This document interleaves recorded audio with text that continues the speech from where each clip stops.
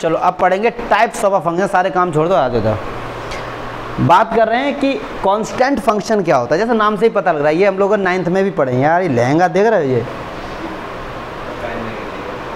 चलो constant function क्या होता है, जैसे नाम से ही पता लग रहा है, ऐसे फंक्शन कि x की जगह कुछ भी पुट कर दो, डोमेन, आंसर हमेशा वो कांस्टेंट आएगा। जैसे जैसे इसकी जो स्टैंडर्ड फॉर्म होती है वो तो ये होती है, कांस्टेंट फंक्शन होता है f(x) is equals to k। ये हमारे कांस्टेंट फंक्शन हो गया, ठीक। अब मैं बता दूँ इसका मीनिंग क्या हो। जैसे सपोज एक कोई फंक्शन है y is equals to f(x) equals to 3। अच्छा f(x) बोलो या फिर y बोलो, एक ही बात होती है, ठीक है। y equals 3। अब 3 क्या है, एक कांस्टेंट है। कहते हैं भाई साहब ये एक फंक्शन है, सही बात है, कांस्टेंट फंक्शन है जिसमें वेरिएबल नहीं होता है, उसको हम लोग कांस्टेंट फंक्शन कहते हैं। कह रहे हैं इसका ग्राफ बनाओ। अब सुनो, रफली समझा रहा हूँ, ये सबसे सिंपल है, समझते चलो, और उनके डोमेन और रेंज भी बताता चलूँगा मैं।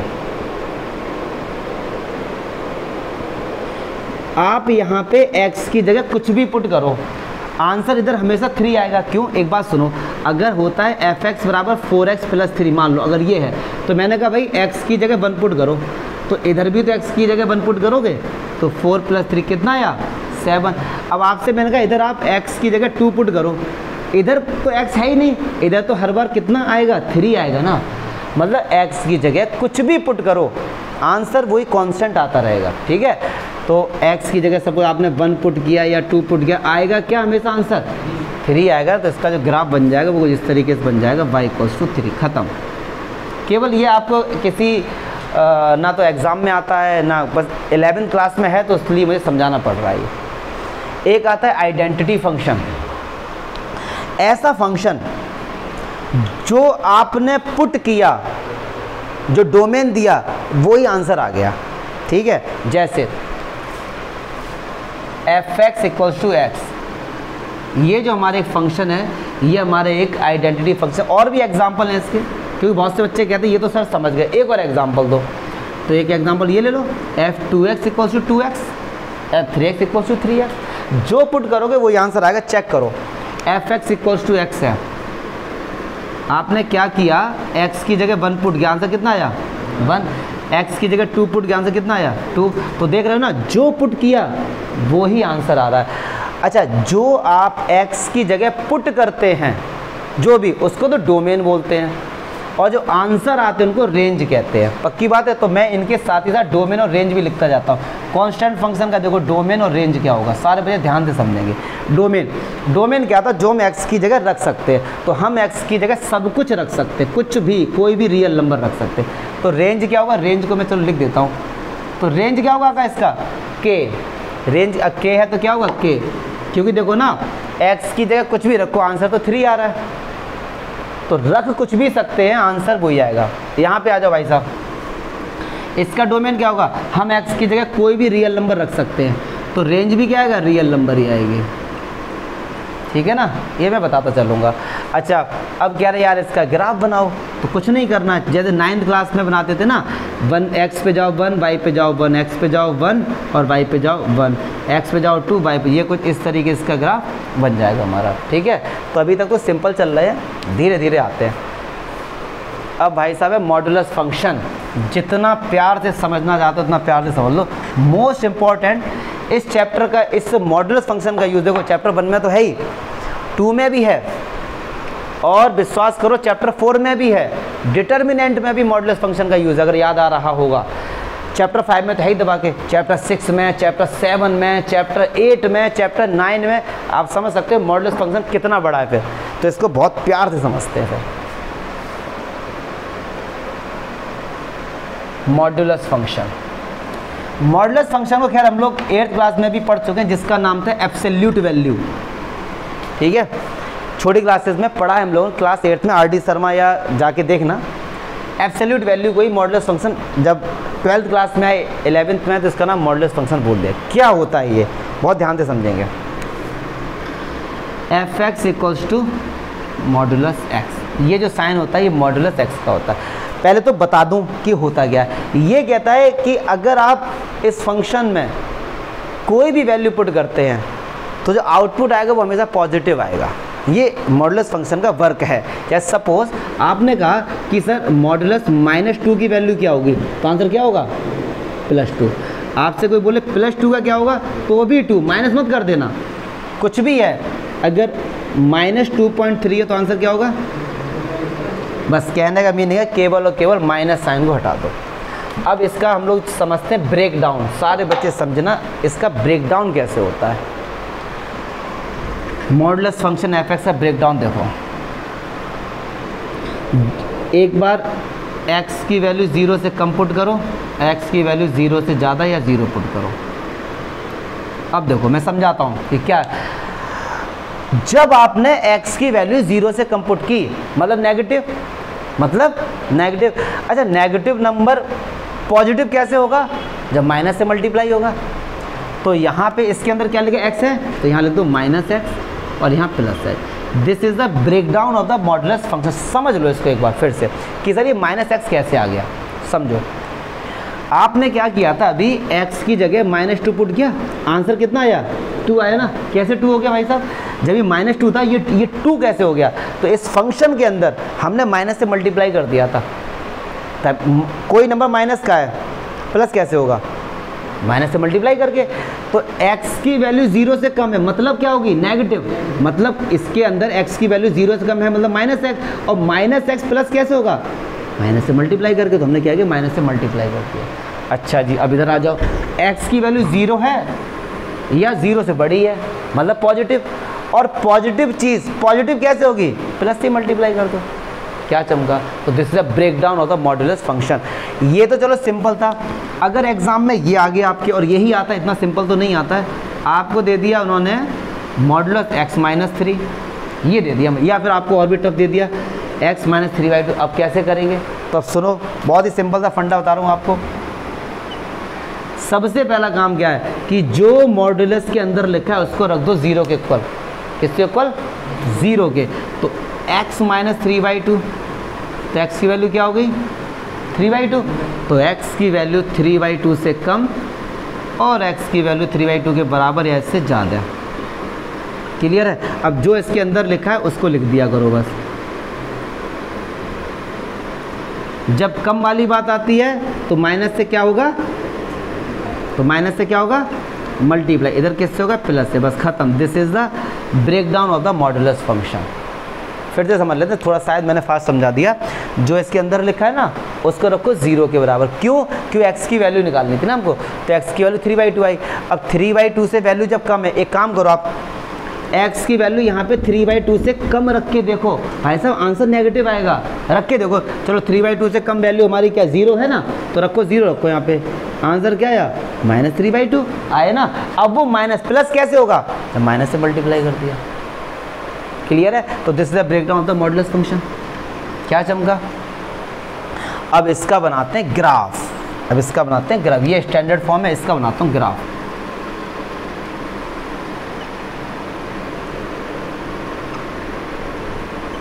मॉडुलस फंक्शन का ग्राफ, ये x है -x,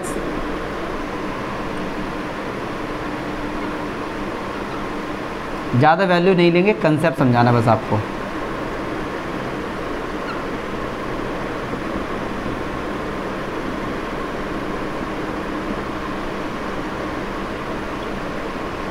ठीक, चलिए अब एक बात सुनो, इस फंक्शन में टेबल बना लेते हैं जैसे क्लास 9th में बनाते थे,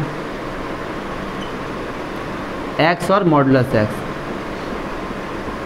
आपने x की जगह भाई साहब -2 पुट किया तो आंसर क्या आएगा, +2।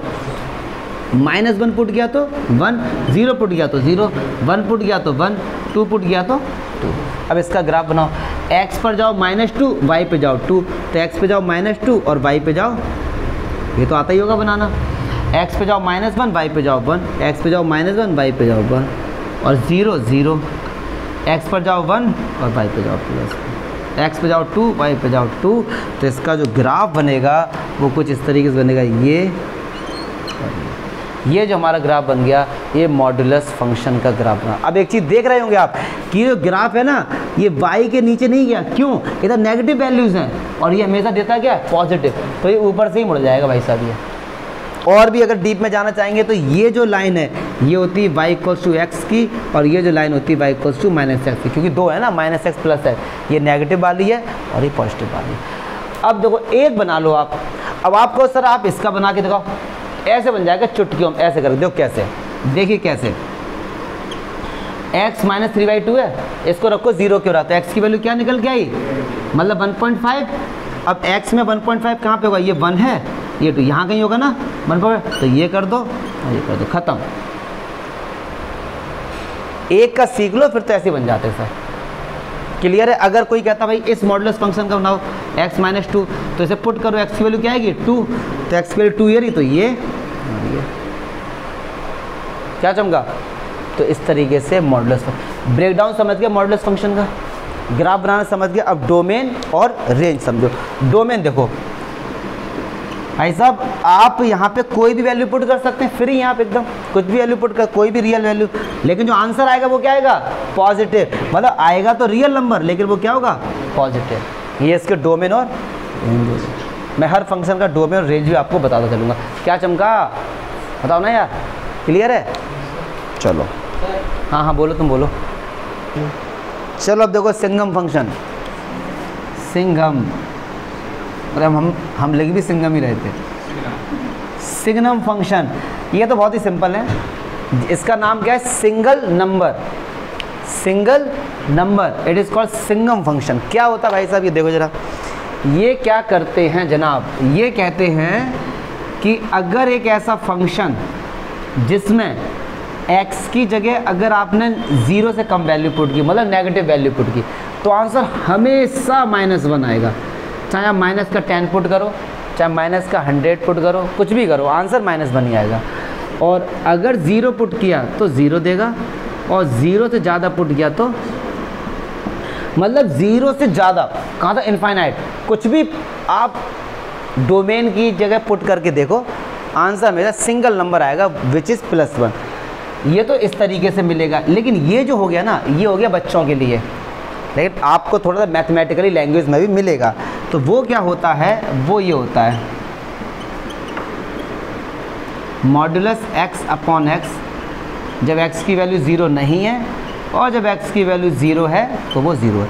आपको इस पे ज़्यादा फोकस करना भैया, कि वो पढ़े लिखे बच्चों वाला है, ये एक देसी है, लेकिन आपको उस पर ज़्यादा फोकस करना, कि एग्ज़ाम में उस तरीके का मिलेगा।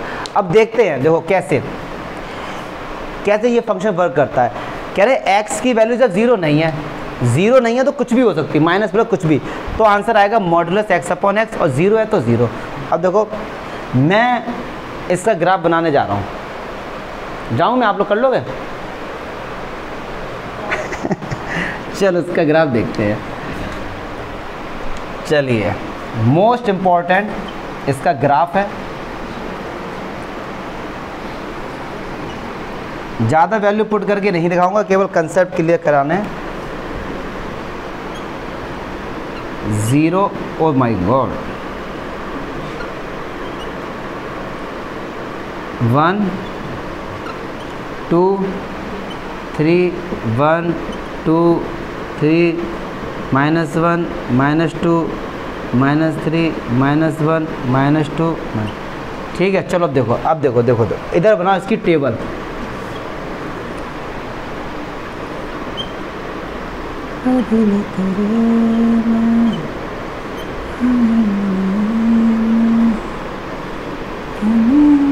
x की वैल्यू कुछ भी लेता हूँ, सपोज यार मैं लेता हूँ सपोज -2 -1 0 1 2।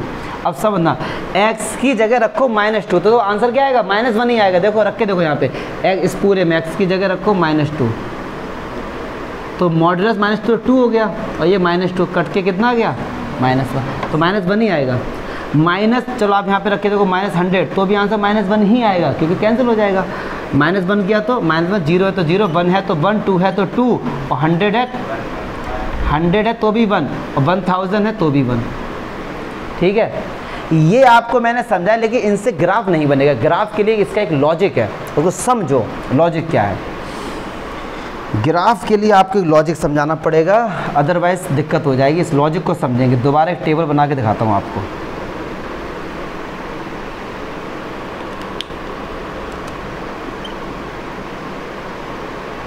3-4 में समझा दूंगा।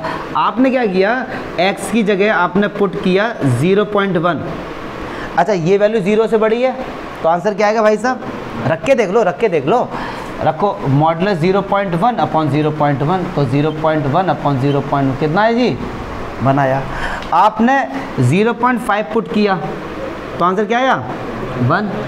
आपने 0.99 पुट किया, आंसर क्या आया, 1। और 0 पुट किया तो, अब देखो लॉजिक है भाई, समझना ध्यान से। पहले था 0,0 पे तो वो तो ये हो गया। अच्छा जी एक चीज़ और बता दूं, चलो आपने पुट किया 0.0001, आंसर क्या आएगा, पक्की बात है।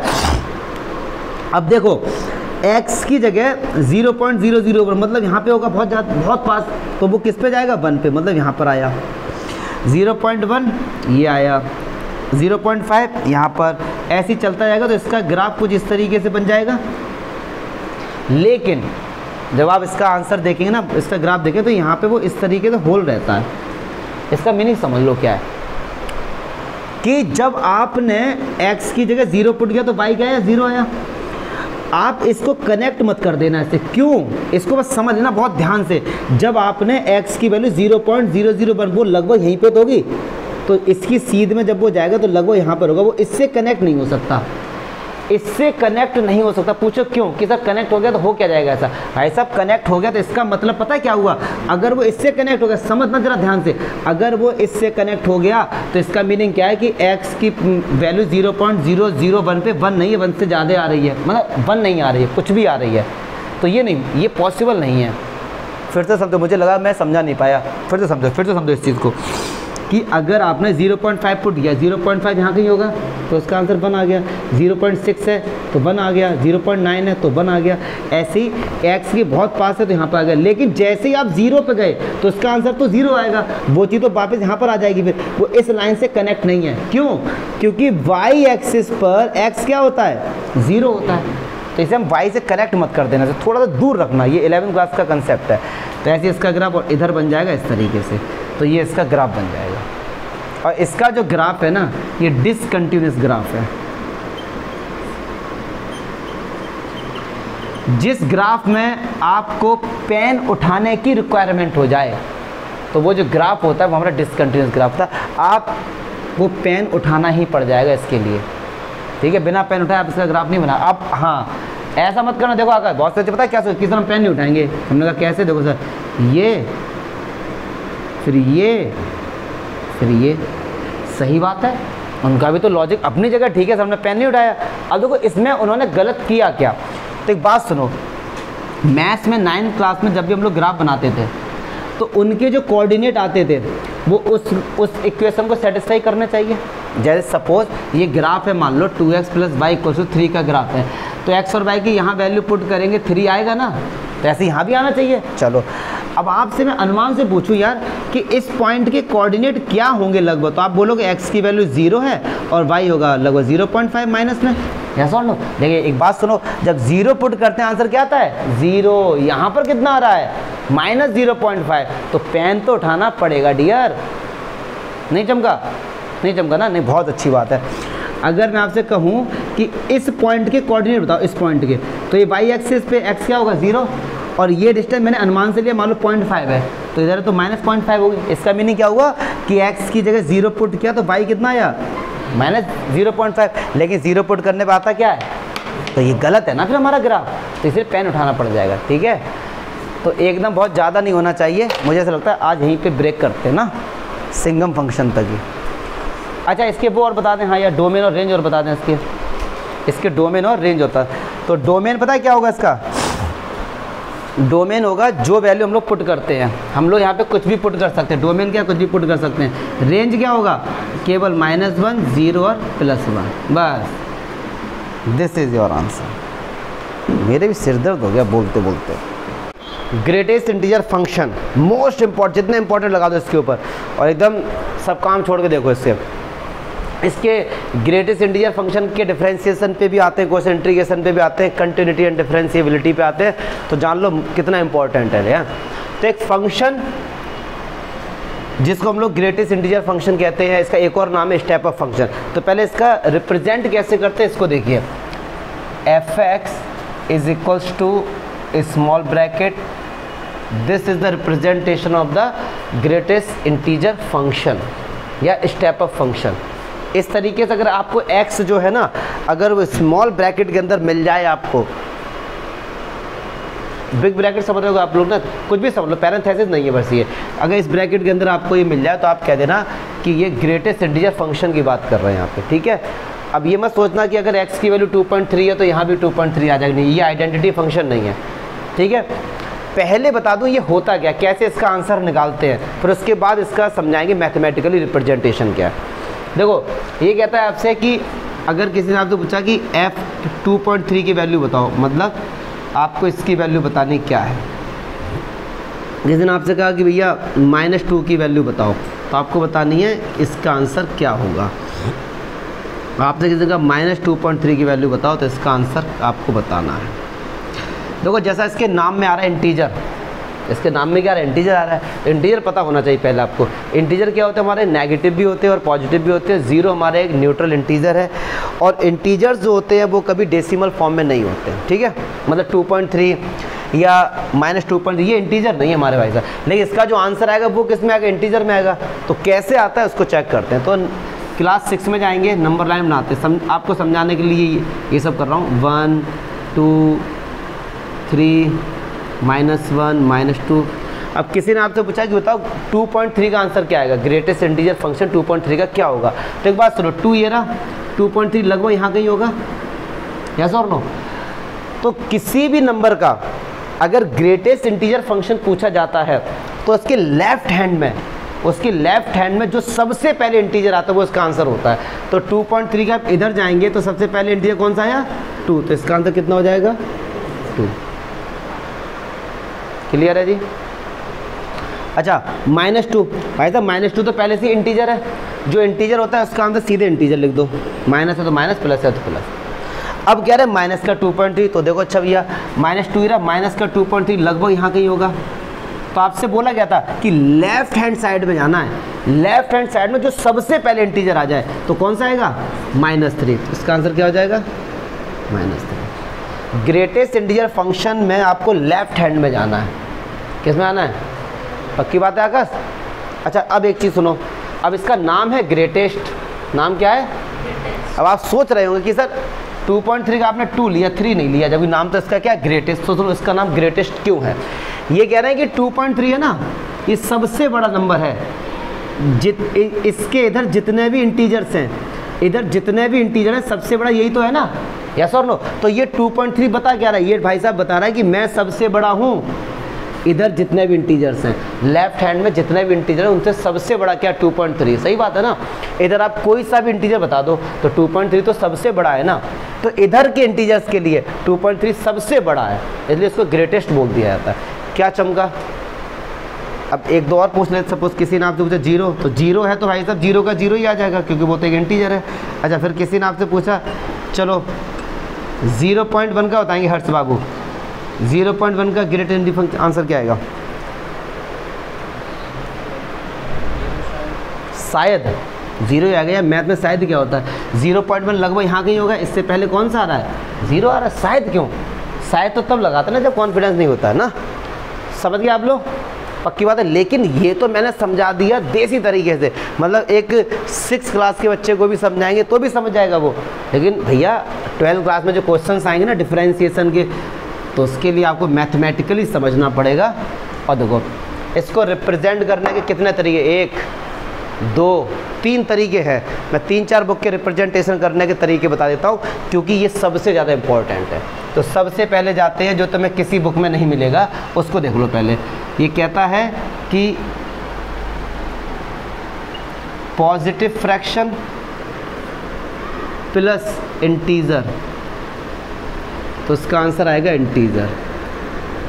पहले मैं लिख दूं फिर आपको चलो समझा भी देते साथ ही साथ। ये कहता है कि ग्रेटेस्ट इंटीजर फंक्शन को इस फॉर्मेट में लिखते हैं। जैसे अभी जो मैंने आपको आंसर बताया ना कि आप LHS में जाओ, वो तो बच्चों को समझाने के लिए हो गया। मैथमेटिकली कैसे करते हैं, अब देखो, अब किसी ने आपसे पूछा कि 2.4 का आंसर बताओ, तो 2.4 को इसमें कन्वर्ट करो, मतलब इंटीजर और प्लस पॉजिटिव फ्रैक्शन। तो देखो 2.4 कैसे लिख सकते हैं, 2 + 0.4, लिख सकते हैं।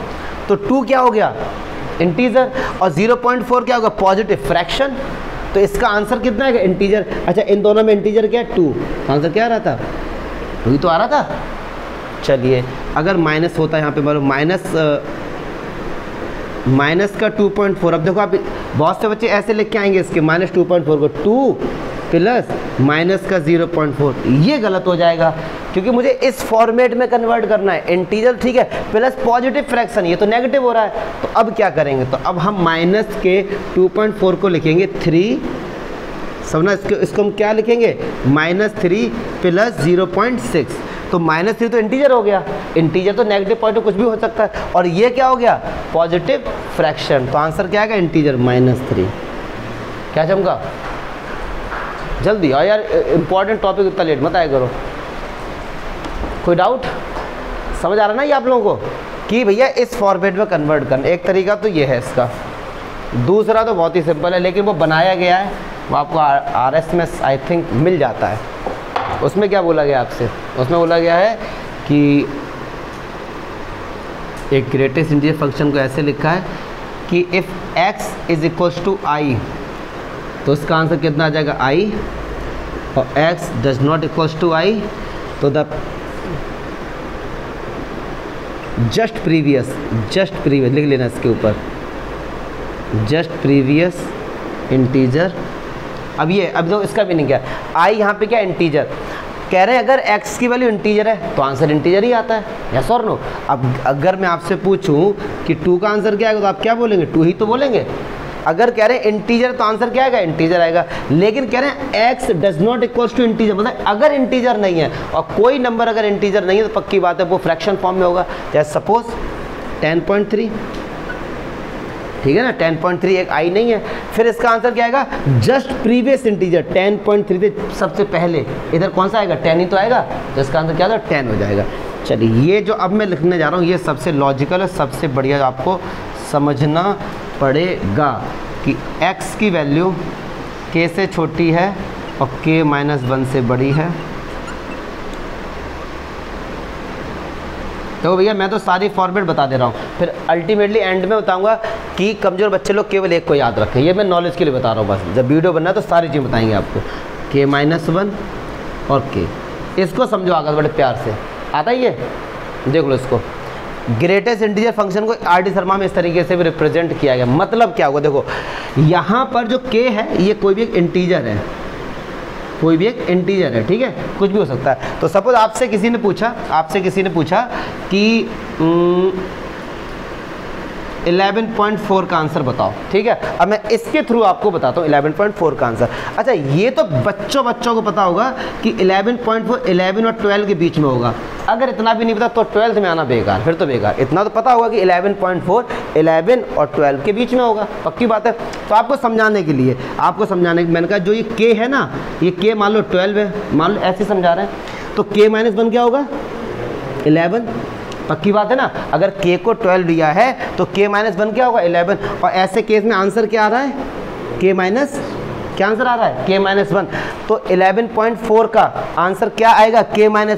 k-1 कितना है, 11। तो क्या 11.4 का आंसर 11 नहीं आ रहा है, बिल्कुल आ रहा है, उससे एक पहले ही तो आ रहा है, ठीक है, पक्की बात है। तो कई सारे तरीके हैं रिप्रेजेंट करने का। अब आप कहोगे सर एक इस पे भी एग्जांपल दो, अरे इसको भी हम इसी पर ही एग्जांपल बना सकते थे। कहने का मीनिंग बड़ा इनका बहुत सिंपल है कि कोई भी नंबर अगर 11 और 12 के बीच में है, कोई सा भी, तो उसका आंसर हमेशा क्या आएगा, 11 आएगा। कोई नंबर 12 और 13 के बीच आंसर हमेशा क्या आएगा, 12, मतलब पहली बार तो आएगा। तो इस तरीके से रिप्रेजेंट करते हैं। फाइनली जितनी मैंने बात की है कुछ मत याद रखो, कम से कम इतना तो याद रख ही लो, ये जिससे आपके डिफरेंशिएशन में, इंटीग्रेशन में, कंटिन्यूटी में दबा के इसका यूज़ होगा। तो ये वाला एक जनरल है, इसको तो आप कम से कम याद रखो कि ग्रेटेस्ट इंटीजर फंक्शन, क्योंकि होता क्या है ना, एग्जाम में अगर आ जाए मान लो डिफाइन करो तो आप कैसे लिख के आओगे, या तो ये फॉर्मेट लिख के आओ या ये या फिर ये। तो सबसे सिंपल ये है, इसे अपना समझ लेना। अब और भी ज़्यादा इंपॉर्टेंट चीज़ क्या है कि इसका ग्राफ कैसे बनाते हैं। ग्राफ में तो और भी मज़ा आने वाला है, तो ठीक है। तो यहाँ तो कोई दिक्कत है बताओ, पक्की बात है। तब इसका मैं बनाता हूँ ग्राफ। अब ग्राफ देख लो जरा,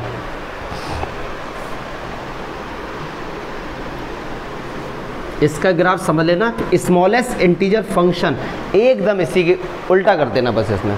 अब देखो भाई साहब, मैं ग्राफ बनाने जा रहा हूँ। ग्राफ में क्या होता है, हम लोग इसमें कई सारी वैल्यू लेकर आपको समझा पाऊंगा मैं।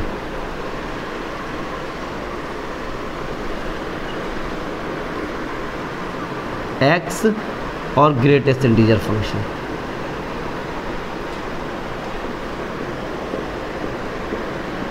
अच्छा देखिए 0.01 का ग्रेटेस्ट इंटीजर फंक्शन क्या होगा, 0, उससे पहले वाला 0.1 का क्या होगा 0, 0.3 का क्या होगा 0, 0.4 का 0, 0.9 का 0, 0.99 का 0, 0.999 का 0 और 1 का 1, 1.01 का 1, 1.1 का 1, 1.9 का 1 और 1.99 का 1 और 2 का, बस कोई दिक्कत नहीं होनी चाहिए इसमें। अब ग्राफ में बड़ा मज़ा आने वाला देखना, क्योंकि ये डिसकंटिन्यूस का ग्राफ है। देखते हैं, आ जाओ भाई साहब, x पे जाओ 0.1 और y, इसको बोलते हैं y, इसको y बोल दो, तो y पे कितना जाएंगे 0। तो एक बात सुनो, x पे जाओ 0.1, y पे 0, x पे जाओ 0.0, लगभग यहाँ थोड़ा सा आगे चलो, y पे 0 मतलब x एक्सिस पे ही, x पे जाओ 0.1 और y पे 0, थोड़ा सा और आगे, x पे जाओ 0.3 लगभग यहाँ कहीं, x पे जाओ 0.4 अप्रॉक्स में ये, फिर 0.9, आप भाई साहब यहाँ पे आ जाओ, फिर कह रहे हैं x पे जाओ 0.99 मतलब 1 के बहुत पास यहाँ पे, फिर और पास, लेकिन जैसे ही 1 पे गया है तो तुरंत वो जंप करके कहाँ पे आ गया 1 पे। देखो x पे जाओ 1, y पे जाओ 1, तो x पे जाओ 1, y पे जाओ 1, ठीक। ऐसे ही x पे जाओ 1.01 लगभग यहाँ, और y कितना है 1, यहाँ पे आ जाइए। x पे जाओ 1.9 लगभग यहाँ पर आ जाइए, 1.9 और आगे आ जाइए। जैसे ही 2 पर गए तो कहाँ पे आ जाएगा 2 पर। अच्छा ग्राफ देखो कैसा बनने जा रहा है, ये सारे पॉइंट आपस में कनेक्टेड है, लेकिन 1 पे आके आपको होल बना देना है। क्यों बना देना है, इसका कारण समझ लो यार। पता है क्या, क्योंकि आप 0.9999 पुट करोगे यू विल गेट 0, लेकिन जैसे ही 1 पे जाओगे तो तुरंत वो जंप करके 1 पे आ जाएगा। तो कहने का मतलब है, अगर आपने इसको डार्क कर दिया, समझेंगे सारे बच्चे, अगर आपने इसको डार्क कर दिया, प्रियांक दीपांशी इसके कोऑर्डिनेट बताओ, इस पॉइंट के कोऑर्डिनेट क्या होंगे अगर ये एक्स एक्सिस है तो कोऑर्डिनेट क्या होंगे, अगर ये एक्स एक्सिस है ये 1 है तो 1,0। एक्स एक्सिस पे y क्या होता है v। अगर आकाश तुमने इसको डार्क कर दिया, इसका मतलब 1,0। 1,0 का मीनिंग क्या है कि आप चाह रहे हो कि इसकी जगह हम 1 रखें तो आंसर 0 आए, लेकिन ऐसा कहाँ होता है, 1 रखने पर आंसर 1 आता ना, तो इसको हम नहीं लेंगे। ऐसे सिर्फ इधर आ जाइए, ऐसे जंप करो ये और ऐसे जंप करो ये इसी तरीके से चलता रहता है, इसी तरीके से हमारा ऐसा ये चलता रहता है, ठीक है। इसी तरीके से हमारा ये this is the graph of a greatest integer function. अब सुनो, मैं लास्ट बार बताने की कोशिश कर रहा हूँ केवल और केवल नॉलेज के लिए। ये जो ग्राफ है इसको बोलते हैं this is a discontinuous graph, because when you are going to make this graph you have to lift the pen. आप एक बार में ये ग्राफ बना नहीं सकते, तो इसलिए इसका नाम क्या है, डिसकंटिन्यूअस ग्राफ। अब दिमाग में बच्चे के आते हैं नॉर्मली, बच्चों का कि सर क्यों पेन उठाने की रिक्वायरमेंट हो रही है। समझो ना कि सर आपने ये किया, फिर आप ऐसे कर दो, फिर ये किया, फिर आप ऐसे कर दो, पेन कहाँ उठाना पड़ रहा है हमको, ये दिमाग में बच्चों के आते हैं। तो एक बात सुनो, अब आपको जाना पड़ेगा क्लास 9th में। ग्राफ एक्चुअली में था क्या, मैं आपको बताता हूँ। देखो ग्राफ क्या था, अगर किसी ने आपसे कहा x - y = 0 का ग्राफ बनाओ, आपने ग्राफ बना दिया ये। इस ग्राफ का मीनिंग होता क्या है कि इस लाइन पर इनफाइनाइट नंबर ऑफ कोऑर्डिनेट्स होंगे, इनफाइनाइट नंबर ऑफ कोऑर्डिनेट्स होंगे। और वो कैसे होंगे कि जब यहाँ पुट करोगे तो आंसर 0 आएगा, मतलब इसको सेटिस्फाई करेंगे, यही तो होता है। तो अगर आपने ऐसा ग्राफ बना दिया तो वो इसको सेटिस्फाई करना चाहिए, यस और नो, ठीक है। अब मैं आपसे कहूँ अनुमान से बताओ कि इस पॉइंट के कोऑर्डिनेट क्या होंगे, तो x कितना है 1 और y कितना 0.5, लगभग यही तो होंगे इस पॉइंट के। तो 1, 0.5 का मीनिंग क्या हुआ कि x की जगह 1 रखो तो आंसर क्या 0.5 आता है, नहीं आता है, आंसर क्या आता है 1 आता है। तो भाई साहब ये चीज़ हो ही नहीं सकती, ये चीज़ पॉसिबल नहीं। अगर आप ग्राफ ऐसे बना के आओगे तो ये गलत है यार ये, तो इसीलिए पेन उठाना पड़ता है क्योंकि ये कंडीशन सेटिस्फाई नहीं हो सकती। क्या चमका, ठीक है। तो ये जो ग्राफ है ना, ये डिसकंटिन्यूअस ग्राफ है हमारा, ठीक है। ऐसे ही कल हम लोगों ने पढ़ा था सिंगम फंक्शन। सिंगम फंक्शन भी हमारा क्या भाई साहब, डिसकंटिन्यूस में ग्राफ बनाना, जो पेन उठाना पड़ जाता है। ये आगे पढ़ेंगे, मैं थोड़ा सा एम्फेसाइज इसलिए कर रहा हूँ, चैप्टर 5 में पढ़ेंगे हम लोग डिसकंटिन्यूस ग्राफ, इसीलिए अभी से समझ के चलो। तो क्या मैं ग्रेटेस्ट इंटीजर फंक्शन समझा पाया? थोड़ा बहुत तो आया दिमाग में। अब लगे हाथ आपको बताता हूँ स्मॉलेस्ट इंटीजर फंक्शन। इसके लिए कुछ अलग रॉकेट साइंस नहीं है, इसी इसके डोमेन, हाँ यार ये अच्छा याद दिला। इसके देखो डोमेन और रेंज देखो क्या होगा इसके, सारे बच्चे खुद भी बता सकते हो आप लोग। डोमेन हम एक्स की जगह कुछ भी पुट कर सकते हैं, कोई यहाँ पे कंडीशन नहीं है कि हम कुछ भी पुट कर सकते हैं, कोई भी रियल नंबर पुट कर सकते हैं, लेकिन जो आंसर आ रहा है वो हमेशा इंटीजर आ रहा है। आंसर क्या आ रहा है? हमेशा इंटीजर। वो नेगेटिव पॉजिटिव कुछ भी आ सकता है, तो आंसर क्या आएगा? इंटीजर आएगा। अच्छा, जब तो इसके डोमेन रेंज के लिए जब मैं कहता हूँ कि आप x की जगह कुछ भी पुट कर सकते हो, तो तुरंत दिमाग में आएगा कि वो तो सर हम हर फंक्शन में कर सकते हैं कुछ भी पुट, लेकिन ऐसा नहीं है। कल मैंने बताया था एक स्क्वायर रूट फंक्शन है, आगे पढ़ेंगे अभी। क्या हम लोग यहाँ पे सारी वैल्यू पुट कर सकते हैं? नहीं, नेगेटिव वैल्यू एक भी पुट नहीं कर सकते, यहाँ पे बाउंडेशन है। तो इसका डोमेन क्या होगा कि हम सारे रियल नंबर, वो भी पॉजिटिव, हम लोग पुट कर सकते हैं। तो ये कंडीशन है, पढ़ेंगे। तो अब हम लोग पढ़ते हैं स्मॉलेस्ट इंटीजर फंक्शन। तो देखो भैया, स्मॉलेस्ट इंटीजर फंक्शन का एक और नाम होता है, वो होता है सीलिंग फंक्शन। क्या होता है? Ceiling function. तो स्मॉलेस्ट इंटीजर फंक्शन या फिर सीलिंग फंक्शन। अब इसको क्यों बोलते हैं सीलिंग फंक्शन? सीलिंग मीन्स क्या होता है? छत होती है। तो इसका जो इंडिकेशन होता है लिखने का, वो होता है एफ एक्स इक्वल्स टू, इस तरीके से, ये इस तरीके से बंद करते हैं, छत की तरीके इसको इस तरीके से बंद कर देते हैं, इसीलिए इसको हम लोग सीलिंग फंक्शन बोल देते हैं। क्या चमका? अब ये कैसे होता है? देखो, जैसे किसी ने आपसे पूछा कि 2.3 की वैल्यू बताओ, तो ग्रेटेस्ट इंटीजर फंक्शन में क्या था कि 2.3 के लेफ्ट में इंटीजर देखो सबसे पहला, सीलिंग फंक्शन में राइट में देखो 2.3 के जस्ट बाद कौन सा इंटीजर आएगा? 3। तो इसका सीलिंग फंक्शन 3। क्या चमका?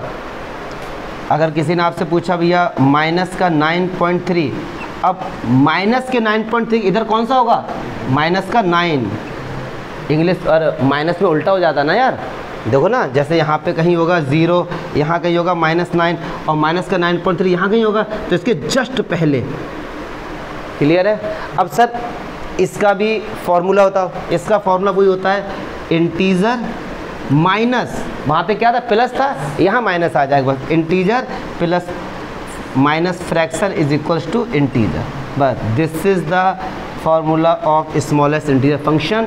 इस अगर देखो नंबर वाली बात करें तो स्मॉलेस्ट इंटीजर फंक्शन कहीं भी सुनने को नहीं मिलेगा पूरे 12th क्लास की बुक में, केवल 11th में समझा दिया गया है।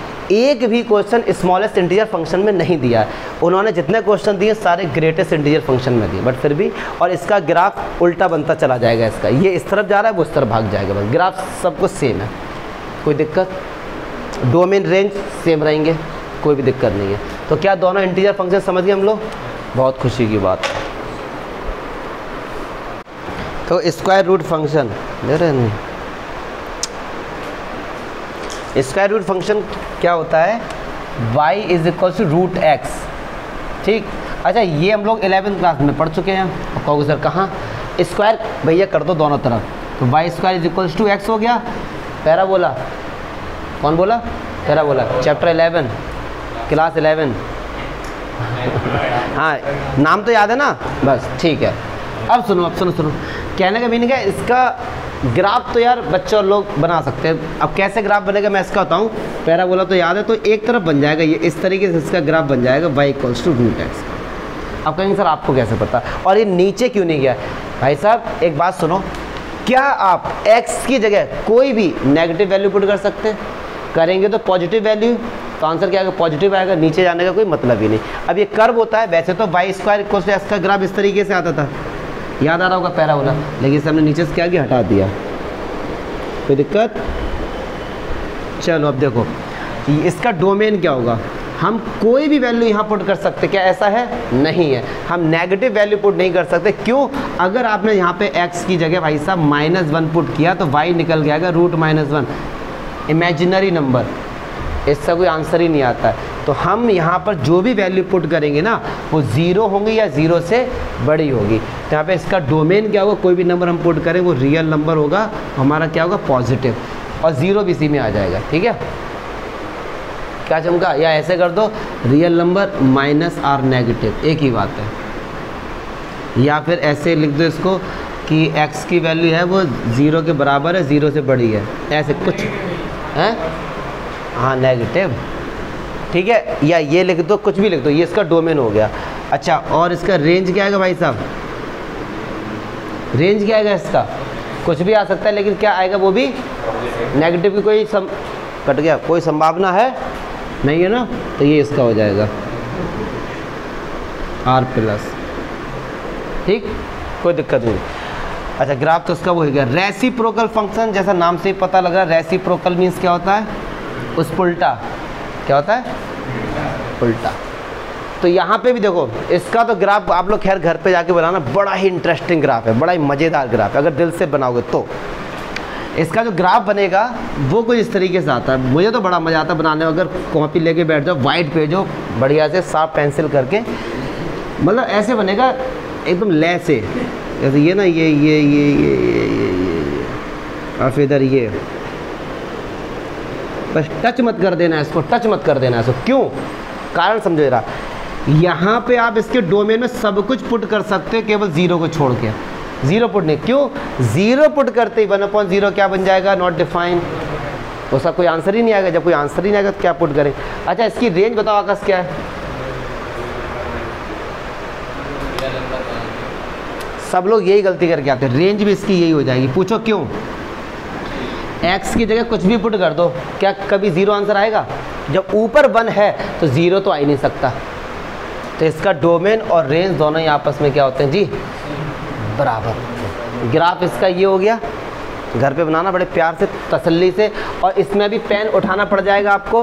तो ये हमारा डिसकंटिन्यूस ग्राफ हो गया है। स्क्वायर रूट हमारा कंटिन्यूस है, वहाँ पे पेन नहीं उठाना पड़ता है। अच्छा, फिर उसके बाद कौन सा ग्राफ बचा हमारा? Polynomial function. ये तो सब कहने की बात है, कुछ नहीं होते, तो बना दिए गए हैं। Polynomial function, rational function. Polynomial function क्या होता है? ऐसे फंक्शन जहाँ पर वेरिएबल की पावर होल नंबर होनी चाहिए, बस ऐसे फंक्शन। जैसे y = x³ - 4x² + 3x - 1, ये हमारा एक पॉलिनोमियल फंक्शन है। आप इसको मारो गोली, क्या ये पॉलिनोमियल है? इसके बराबर पे y लिख दो, पॉलिनोमियल फंक्शन हो गया। वेरिएबल की जो पावर है वो होल नंबर होना चाहिए, मतलब 0, 1, 2, 3 पॉइंट्स में नहीं होने चाहिए। और ये हमारा जैसे y = x + 1/x, ये हमारा पॉलिनोमियल फंक्शन नहीं है। क्यों? x ऊपर जाएगा तो ये क्या हो जाएगा? पावर आ गई माइनस में, और whole number can not be negative, तो ये नहीं है। अच्छा, अब आता है रैशनल फंक्शन। रैशनल फंक्शन कुछ नहीं है, केवल दो पॉलिनोमियल फंक्शन का डिवाइड करके जो फंक्शन बनता है उसको हम क्या बोलते हैं? Rational function. जैसे एक पॉलिनोमियल फंक्शन x + 1, एक x - 1, तो इनका डिवाइड करके जो फंक्शन बना है इसको बोल देंगे रैशनल फंक्शन। रेशियो, रैशनल होता है रेशियो, दो पॉलिनोमियल फंक्शन का रेशियो जो होता है जब एक फंक्शन बनता है उसको हम क्या बोल देते हैं? Rational function. क्या एक भी फंक्शन छोड़ा? हम लोगों ने सारे पढ़ लिए, विद ग्राफ पढ़ लिए, डोमेन और रेंज सब पढ़ लिया। अब ये मत कहना सर इसकी डोमेन रेंज बताओ, इसकी तो निकालनी पड़ेगी यार, फंक्शन चेंज होते रहते हैं। ये क्या चमका? अब आएंगे 12th के टॉपिक पे।